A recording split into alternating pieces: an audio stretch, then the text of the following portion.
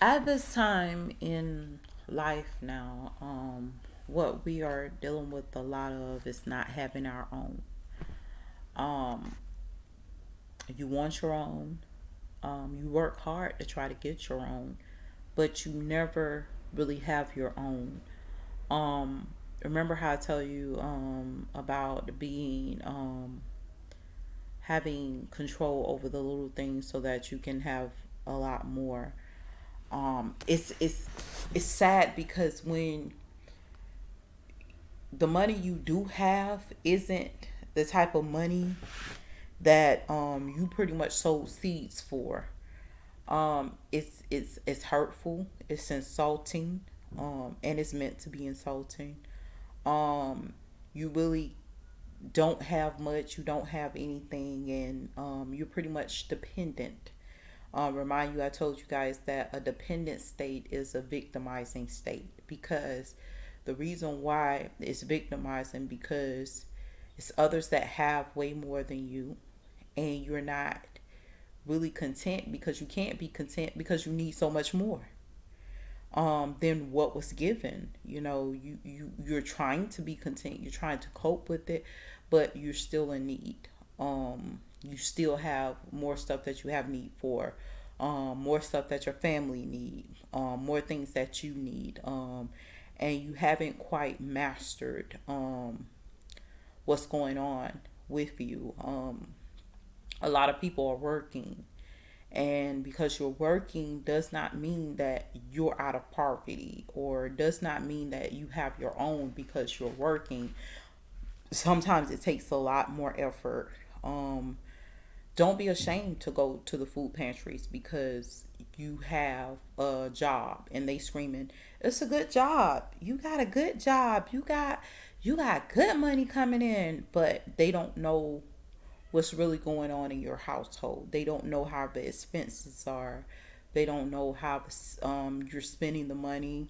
Um, they don't know about your budget. They don't know about your plan. They don't know about any of that stuff. All they know is that, look, you got a good job. That's all they know. Um, they don't know the fact that your child may be sick and you have to now pay $200 and $300, and your check was only $1,000, and the rent is $600, $700, sometimes $800.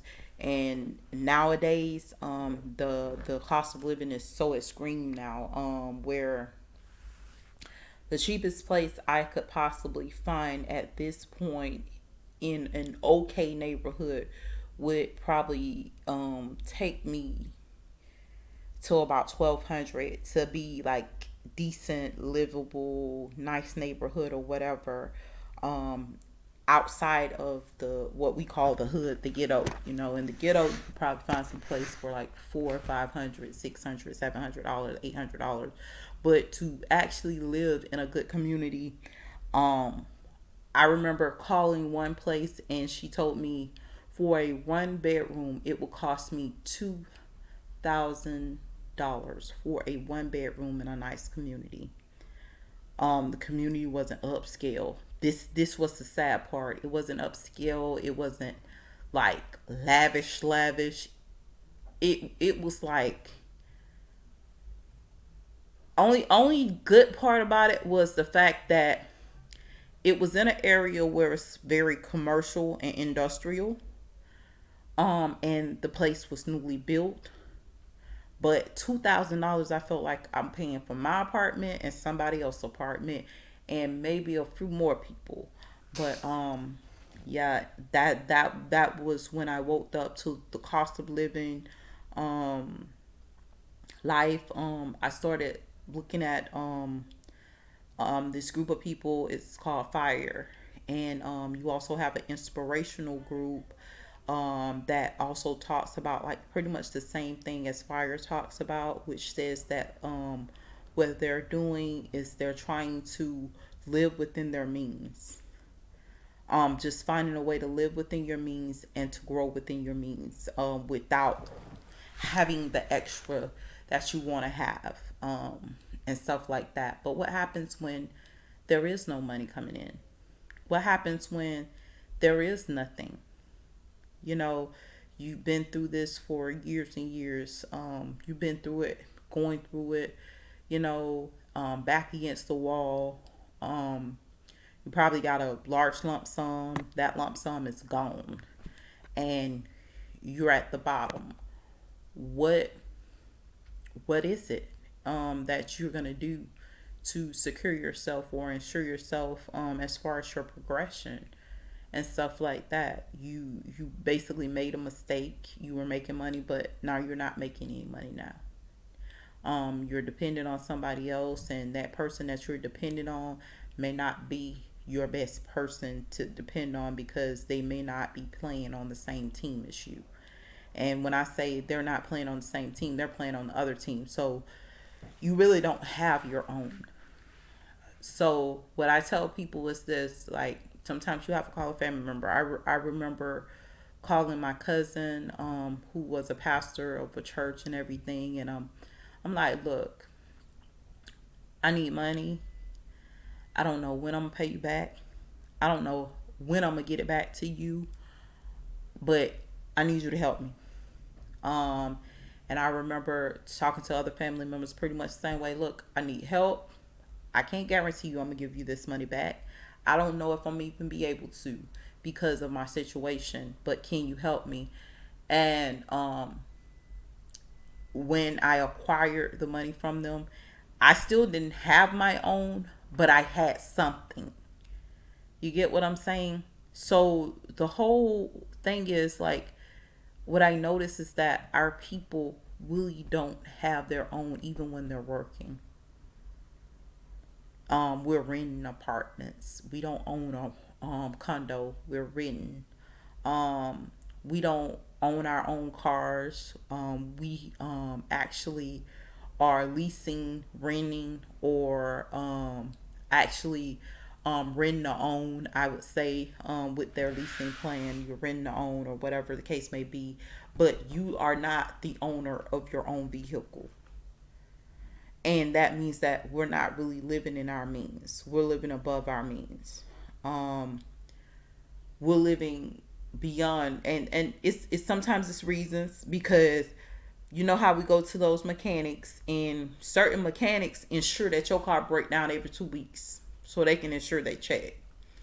So you have those shade tree mechanics. So you don't really own your own car even with them, because when you start looking at it, I pay $300 every week for this shade tree mechanic to come here and fix my doggone car, and then in the next 2 weeks I got to pay him $300 more. I might as well buy a new car, and that's how your attitude usually come about. But hopefully you can find a good mechanic and get you an older car that you own, or learn how to fix it yourself. A diagnostic machine. Get you a diagnostic machine. Let it run a diagnostic of the car to say what's wrong with it.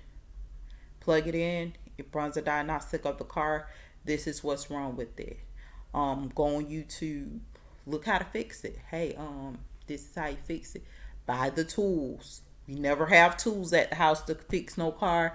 Trust me, I would have been under my car a long time ago. No tools at the house to fix the car whatsoever. Um, no nothing. And it's because we are not thinking ahead. We're dependent upon other people to do that and stuff like that. That's why we really don't have our own. We're living off of other people, and stuff like that. But you buy an old car, you learn how to fix the car, and now you start seeing that price go down because the piece for the car is $23, but he charged you $300 for his labor.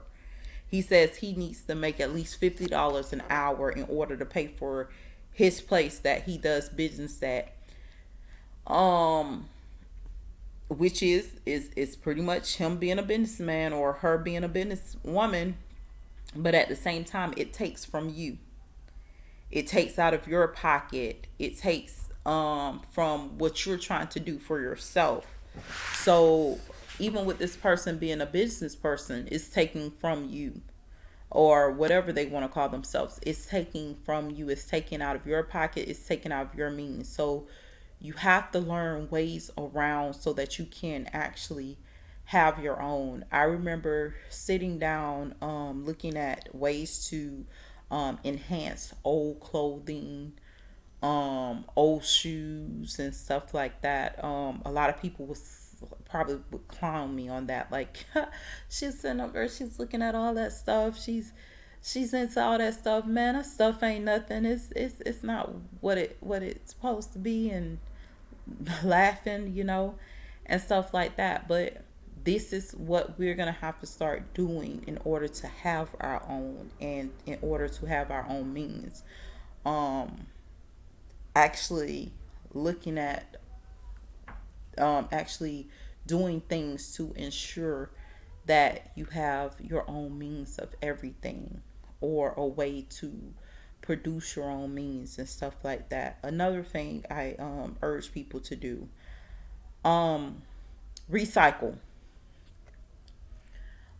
It's a great example of showing you how we neglect so many things that can be reused in a recycling section. Because when you look at your actual trash, and that some of your trash can even be compost, but when you really look at your real trash amount, and think about the real amount of trash that you actually use, opposed to the number, the million of things that you use every day that can be recycled, you start seeing the world in a different place. Because you start noticing that things can be recycled, it can be reused. And having your own is somewhat like that too. When you start finding ways to not spend the money that you have, but to utilize services that are already available. And I will stress this too. I'm going to be honest with you. If you have enough money to spend, then spend it. Don't be stingy or trying to live off of other people. But if you know that you're struggling every day and you're making a paycheck, but you're struggling so much, that means that you have to do cutbacks, and you have to find other means of living a more free, meaningful life. Don't come in and just, think that it's okay to leech off people and get from the government and do all this stuff, or use the food pantries, use everything, use resources, that all the resources that are free, and try to survive, and you got a paycheck coming in. Don't do it like that. Rather, because it takes money for the economy to continue to flourish. It takes money cycling and being used and stuff like that, or eventually you would eliminate and pretty much exterminate currency altogether being utilized for yourself. Um, and you'll just be collecting money and have really no motive or purpose or means for the money other than to collect it. So definitely finding ways to use free stuff so that you can eventually get your own everything. Your own everything can mean, okay, well look, I get $200 a month. I spent $150 on a tent. That tent I put in the backyard of my family's house, and I'm living out the tent. I use my family lights and water, and because I get 200 a month, I give my family $100 for lights and water. That's you living within your means. That's you having your own. A lot of people look at it and say, "Well, you living out the door." I have my own. It's my own tent. I'm not in anybody else's space. I'm not in anybody else's way. I have my own. Having your own is hard. Like Beyonce, like Beyonce and well, Destiny Child at that time said, it's not easy being independent. It's not easy carrying your own weight, especially when you have nothing to really too much work with. And in order to get something to work with, that means you have to sit up there and do extra stuff and Sometimes you in a recession. You can't you can't get resources. You can't get your own as quick as you would like. And those the recessions last for years compared in opposed to maybe a couple of weeks, a couple of months. They're no longer a couple of weeks, a couple of months. Now they're running into years. And you looking at it like, well, what am I supposed to do? You didn't, I wasn't given enough to really work with. So work within your means. Do the best you can. Be innovative. Transitioning, I started looking into bus converts. I started looking into semi trailer conversions. I started looking into building my own with my own hands. Wood. How do I build a roof? How do I do this? How do I do that? How do I do plumbing? How do I do electricity? I started looking into all of this different stuff, trying to have my own, and realize that the cost for me actually looking into the convert part of it wasn't as expensive as what I was looking at. You know, when you talk about $2,000 for a one bedroom, and I go and convert a bus, and the bus is at a reasonable price, and the items that I'm utilizing is at a reasonable price. And when I look at it, the price of what I spent on the bus, even with a $2,000 apartment a month, would probably run me about the same that I did for the bus convert. So, like I said, just having your own is a hard thing to do, but start trying to not overdo yourself, but try to live within your means and find ways of having your own that way compared to other things. It will help take the stress away. You're stressed out. I don't know how I'm going to pay rent. I'm about to be evicted, everything. Once you get that eviction, and trust me, it will happen. Once you get that eviction, or once you relinquish yourself from the lease or whatever item you did to get the burden in which you have placed upon yourself. Once you release yourself from that stuff or pay it off, however you have to do it. Once you pay it off, whatever you have to do, once you get it out of your hair, it'll be a lot easier for you, and you'll see the difference compared to other stuff. Finding ways.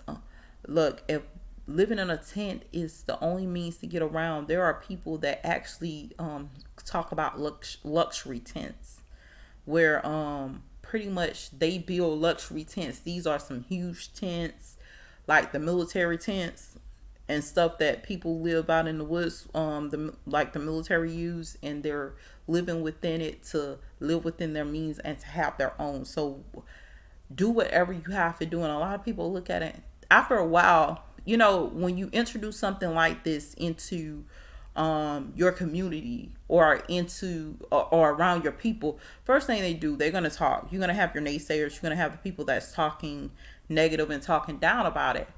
And then when they see the type of living you are actually doing, and how you are making a difference with yourself by living within your means, it becomes a whole nother conversation, you know. But you will always have that, you went down to nothing, or you don't have nothing, and stuff like that. And you're like, hold up, I'm living within my means.